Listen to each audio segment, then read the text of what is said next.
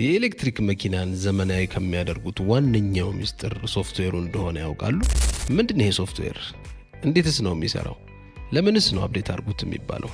በዛሬው ቪዲዮ እንደለመድነው ቀለል አድርገን ፈትፈት አድርገን እናቀርብላችኋለን።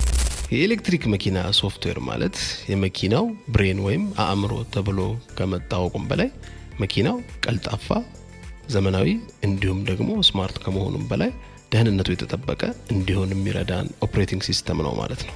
ይህ ሶፍትዌር በዋነኝነት የመኪናው ኢንቪዚብል ኮድራይቨር በመባል ሲጠራ በዋነኝነት የመኪናውን ባትሪ፣ ሞተር፣ ቻርጂንጉን እንዲሁም ደግሞ ሴፍቲውን ፊውቸሮቹን ከድራይቪንግ ፊውቸሮች ጋር አጣምሮ ይይዛል። ባትሪውን በተመለከተ የባትሪውን ህይወት ይቆጣጠራል፣ ባትሪውን በፍጥነት ይሞላል፣ እድሜውን ያረዝማል፣ እንዲሁም ደግሞ ባትሪው ኦቨርሂት እንዳያደርግ ኮንትሮል ያደርጋል ማለት ነው። ኤሌክትሪክ ሞተሩን ደግሞ ኃይልን ሳያባክን በፍጥነትና በእርጋታ እንድንነዳ ይወስናል።